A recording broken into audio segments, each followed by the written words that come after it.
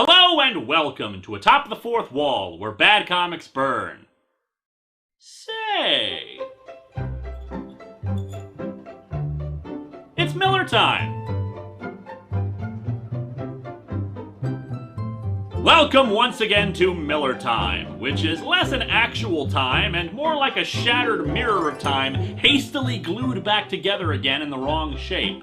Yes, we're having a Miller Time rather soon after the evisceration of Holy Terror, a review that, according to one commenter, they stopped watching when I said we should give Al-Qaeda the benefit of the doubt. It must be really fun living in your own made-up world where I say and do things that didn't actually happen. Perhaps in some people's eyes, I am actually a badger that reviews late-night talk shows.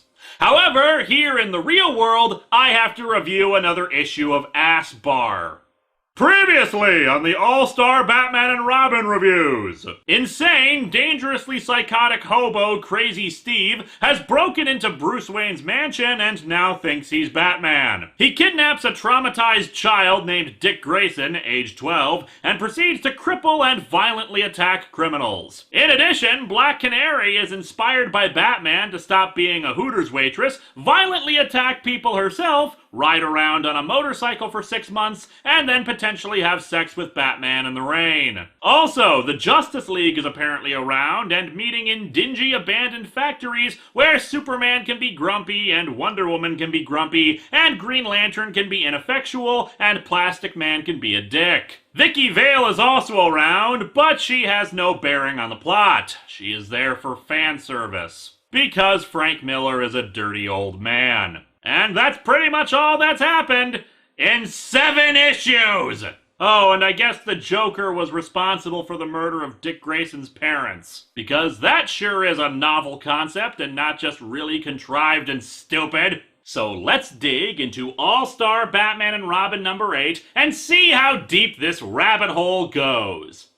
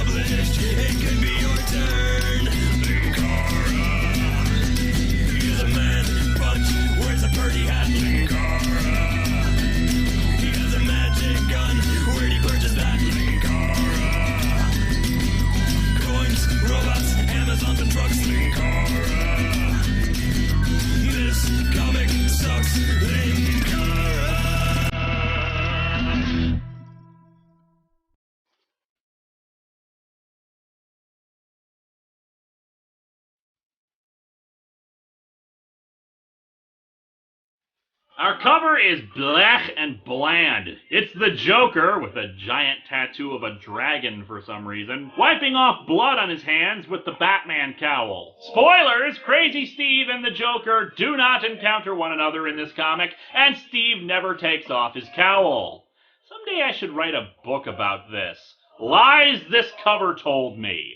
Oh, and a random blood splatter, I think, in the background. While this was drawn by Jim Lee and not Miller himself, the splatter thing is also kind of a trademark of Miller's art to a lesser degree. Maybe he's just trying to remind us that his art could be worse. It could just be him randomly throwing paint splotches everywhere.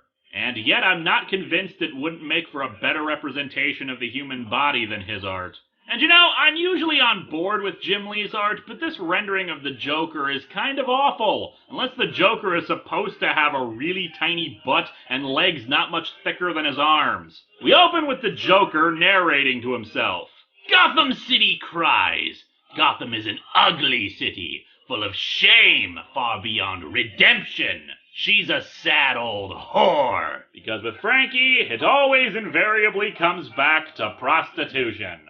But she's beautiful when she cries. I love her when she cries. I love her only when she cries. Oh my God, Frank Miller, just go and have sex with a building already! Even the villains are gushing about how much they love their friggin' city! Hey, I know, let's play a game called Good Writer, Bad Writer. Good Writer, Scott Snyder. In his Batman books, in particular Gates of Gotham and the Court of Owls storyline, he talks extensively about the architecture of Gotham, the symbolic meaning behind every brick and mortar, and then creating storylines where that architecture comes into play, and asking the question of who really is the one in charge of said city. Bad Writer, Frank Miller. I love this city because of vague poetic metaphor. Purple prose, purple prose, purple prose. Because I love it. I love it. The buildings are like my penis. Erect because I love it. Although from a narrative perspective, I do get why the Joker is suddenly talking like this, even though he has never talked about Gotham like this before. He's being set up as a dark reflection of Batman, who talks about Gotham as this beautiful, sad thing that he also wants to bang. I'll give credit for the attempt, but unfortunately, it really can't get around the fact that it's horrendous writing, continuing Frank's trend of writing everyone in this thing as if it was Sin City. So, what's the clown prince of crime been up to in this comic? Why, he just finished having sex with a lady. Of course. I was just joking that maybe you slipped something into my drink. It's really not my style doing, well, this sort of thing. Not with somebody I barely met. Ha ha ha ha ha! Casual joking about date rape. Frank, I hope you get punched in the crotch by an ornery child. I don't think I even got your name. They call me the Joker, but I'm not very funny.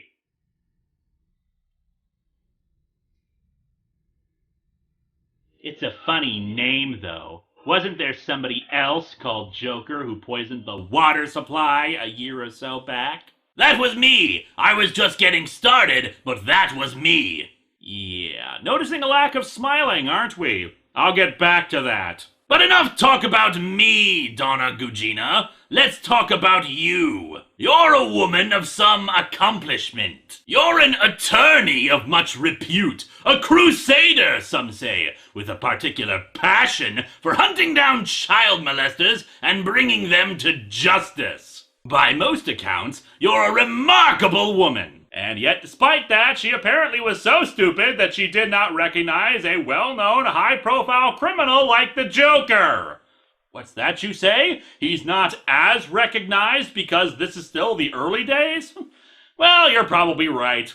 So, how does she react to learning that he was the one who poisoned the water supply? No wonder they call you Joker. The things you say. I mean it all, Donna Gugina. Every word. And not even running away at this or showing any concern. She then just wonders how he knows who she is and her whole resume. After he just confessed and said he wasn't joking about trying to murder people! Maybe her repute as a lawyer is more just how bad she is at it. And just to avoid some image triggers, I will not show the next part, which consists of the Joker punching her, then straddling her body and choking her to death for a whole page while he proclaims that he loves her in his own special way. Can I go back to talking about Jell-O Man? But yeah, the Joker does not smile during any of this. In fact, the Joker does not smile at any point in this comic. Let me repeat that. The Joker does not smile!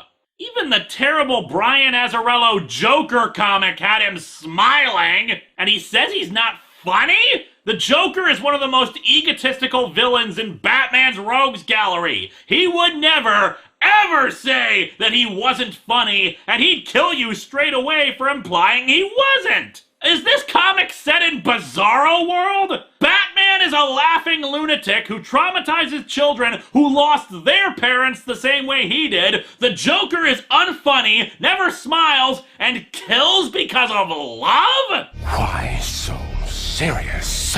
And then the Joker walks out, with the artwork showing Donna's dead body with her shirt open. Sexual violence! Thanks! And tells his henchwoman to get rid of it. And the henchwoman is a short-haired woman with swastika pasties covering her nipples. Most of you are probably confused right now about that, and depending on your point of view, either fortunately or unfortunately, I can explain this. See, Frank is still operating under the delusion that this comic takes place in the same universe as The Dark Knight Returns, despite the fact that none of these characters resemble the people in that work. This lady is Bruno, a minor character from part 2 of the story. She is a neo-Nazi who works for the Joker, and for absolutely no reason at all, walks around topless with swastika pasties on her boobs, and, although we can't see them in this panel, she apparently has them on her ass too. Why does she work for the Joker? Who the hell knows? Frank just probably wanted to draw TNA, and since his Robin in The Dark Knight Returns was a teenage girl, he couldn't do that with her. Not that that seems to stop any other comic artist these days. Frankly, I'm just reminded of a crossover comic between Batman and Captain America where the Joker works with the Red Skull until he realizes the Red Skull is an actual Nazi and decides to kick his ass, since he may be a violent sociopath, but he's an American violent sociopath. And now you know who Nazi Boob Lady is. And knowing makes it even more confusing. We cut back over to the Batcave, where it's right after the events of the last issue, where Dick Grayson, age 12, almost murdered his parents' killer without our hero even thinking about stopping him. I gave him a chance to murder the creep who shot his parents to death, and he didn't take it. He's a born detective. The facts to date would lead to the objective conclusion that he is not. Dick asks who the Joker is. He's a very bad man, a psychopath. Do you know what a psychopath is, Grayson? I do. I've been looking at one for 8 issues. I'm not sure you're up to polysyllables. You're one to talk about grammar and words, Frank, considering you repeat yourself more than Law and Order reruns. Be specific. Who is this Joker? I'm starting to like this little snot. I've always been the smartest kid in the class, but this Grayson, he's something. Smartest kid in the class? You really are mentally 10 years old yourself, aren't you, Steve? Crazy Steve explains that the Joker is a serial killer, but whatever he's up to is something new for him, and somehow the murder of Dick Grayson, age 12's parents, is involved. Grayson says he wants to get started, but Steve refuses. You're not ready, son. You're not trained. That spinning kick of yours is from hunger! Oh yeah, I know that when I get hungry, I perform complex martial arts moves. You don't even have a mask! Christ, look at you! You could pass for Little Nemo! And now I just imagine Bruce Wayne, during his Batman training, sitting down to watch a whole bunch of animated films. Think he liked the Iron Giant? And yes, I know he could be referencing the original comic strip. Either way is hilarious to me. He tells the kid to make himself a costume and a mask. Out of what? Axes and batarangs? And then he'll consider it. Why in hell do I... Ugh, that phrasing. Who the hell says, why in hell? Why in hell do I need to wear a mask? I mean, a costume is queer enough. Just keep piling on the casual homophobia, Frank. You sure know how the kids these days talk. So you'll have a secret identity, stupid! Crazy Steve's Guide to Talking to Children. Chapter 1. Insulting and belittling them only results in good. Dick Grayson, age 12, points out how idiotic a secret identity is when everyone on Earth saw Steve kidnap him. Steve says he'll figure something out. Batman, the world's greatest public relations spin artist. I know what I'm doing, Boy Wonder! Isn't this a strange conversation for men who aren't crazy? Dick objects to the Boy Wonder name. So come up with something better, kid. I'm not made out of time. But apparently you think the readers are, since it took you 3 years to get to the point where Dick started putting together the Robin persona. And it's time you did something around here. Whoa now, let's not get into the insanity of us trying to figure out how long he's actually been down in this cave. As far as I can tell, it's been a day tops. Oh, and then Dick Grayson, age 12, asks about the robot T-Rex that's in the cave. Shut up and get to work on your costume! I was in a costume too. I went as someone who doesn't make a fool out of himself. How'd you not get that? And of course, once he's in the car, the only thing Steve can do is whine about how much he hates the kid. He's driving me nuts with all his questions, and I'm plenty crazy enough as it is. No argument here, considering you earlier said you were starting to like him. However, his attention is shifted when he notices a great big Green Lantern symbol in the sky. Not that moron! I can't really disagree. Hal Jordan is kind of a moron.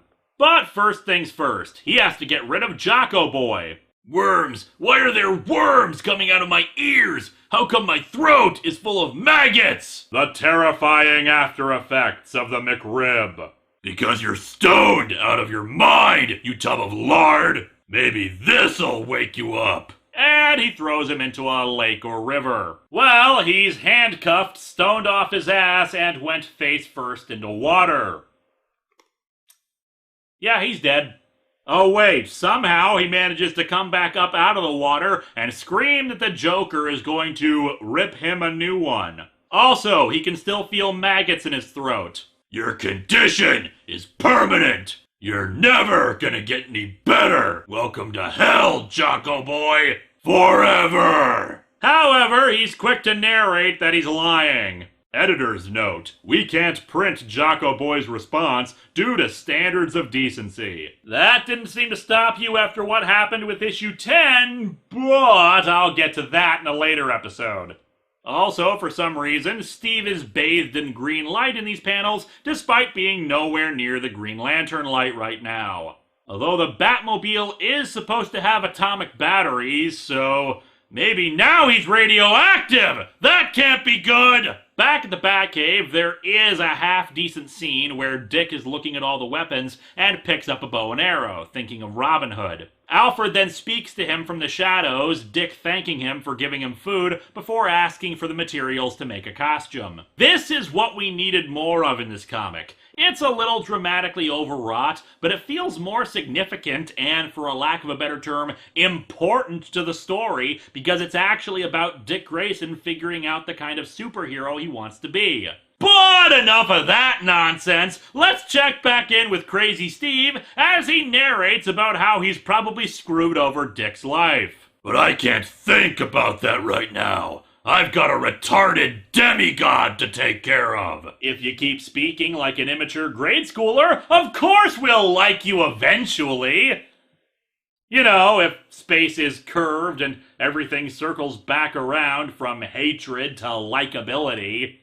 And of course, Hal Jordan is just sitting with a hot dog and soda while he does the Green Lantern symbol in the sky. What do you want, Jordan? How the heck do you know my name? I know everything. But I'm not telling it. This scene is just here so Steve can boast about how Hal Jordan sucks and he's stupid and his outfit and car are so totally not gay. And shut up, I'm not 9 years old. I'm an adult and mature, you poophead. The clown makes oversized egg beaters and mouse traps and vacuum cleaners when he could set the whole world straight with that ring. What a damn idiot. The things I do with power like that. It's such a damn waste. He's worse than Kent. Some men just want to watch the world burn. In a lot of papers analyzing Frank Miller's work, there's this continuing trend of interpretation that Frank Miller is a fascist, mostly because his heroes, the ones he writes about and continually claims are the good guys, have this authoritarian trend to them, demanding everyone around them obey them and that they know best. The rest of the world is stupid or naive or corrupt, and he's the only smart person in the room. All-Star Batman and Robin is no different in that regard. But the thing is that Frank Miller's fascism is a weird kind of fascism. Instead of believing in a central government authority is what should be in charge, it's this bizarre non-establishment moral hero like Crazy Steve or the Fixer or the Sin City Main heroic quote-unquote characters. Hell, you can even see that to a degree with the woman from the RoboCop vs. Terminator comic, a resistance fighter who knows better than everybody else. His form of fascism is not to a dictator or an elected official, it's to someone who's just better and smarter and more skilled than everybody else, but is an underdog in society, and if only everybody listened to them, everything would be better. And thus we have this version of Batman, who wants to use the Green Lantern ring to force everyone on Earth to obey his whims and will simply because he had the power to back it up. Frank's characters are ones who believe that might makes right. They're proverbially stronger than others in some way, and thus they are right. They are correct. They are the paragon of everything we should look up to. Whereas I firmly believe in might for right. Those who are powerful should use their power to do good things because they're good things. Because using your power to force others to do what you say is not heroic. It's being a bully. But enough speeches, let's see that in action some more. I want to talk. Okay, so we'll talk. We'll talk where and when I say so. And that's when Hal picks him up with giant green tweezers and says, "No, screw you, asshole. We'll talk right now or I'll drag you to the police station for kidnapping, assault, and murder." Or at least that's what should happen, since Hal Jordan might be stupid, but he's not that kind of stupid. But no, GL goes along with the specified location and just says, "What a creep. I don't think I like this guy at all." Because, you know, Air Force pilots are well known for being so milquetoast that Crazy Steve could have thrown rocks at him during this entire conversation without objection. We cut over to Gotham's East Side, where we see Catwoman laying on a bed with a dozen cats around her. The Joker has come to see her, still not smiling, and she says she doesn't play it as rough as he does. I'm guessing she's still supposed to be a prostitute in this. But no! Joker says he just wants to cause some mischief and asks if she's up for it. And useless 3-panel scene over. I thought my jokes were bad. Back over to the Batcave, Dick tries to kill Steve with an arrow, but unfortunately Steve is able to catch it out of the air. Damn. Don't call me kid. Don't call me boy. Don't call me brat. Don't call me a little snot. Call me the artist. Call me Hood. My dad was always making me watch some old movie about Robin Hood. That's why I became an archer. But archers aren't detectives! You're not playing right! However, Steve has a problem with this. Do you know what any thug with half a brain would do with that hood? Well, I could make a hat, or a brooch, a pterodactyl could eat No, he just pulls it down over his head. Yeah, and it's a good thing that you don't have anything on that might be ill-conducive in a fight, like a cape or something. And so our comic ends with this declaration. Lose the hood, you're Robin!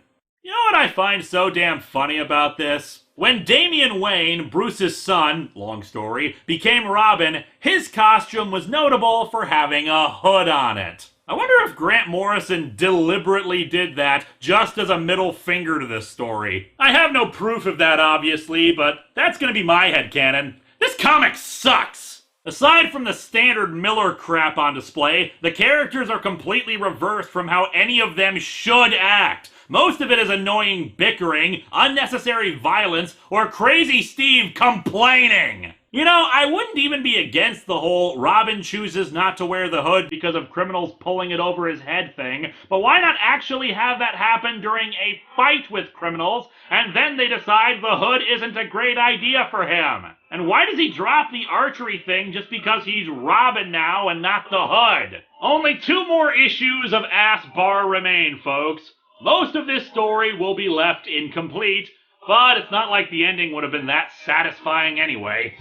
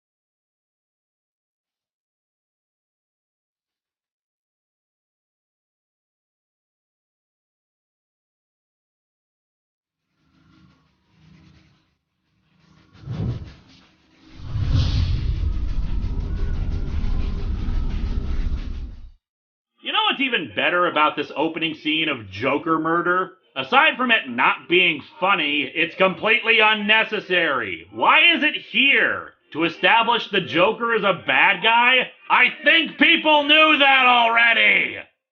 Hi there, please come check out my Patreon here to get early access to side videos, as well as behind the scenes information and photos for Atop the Fourth Wall episodes.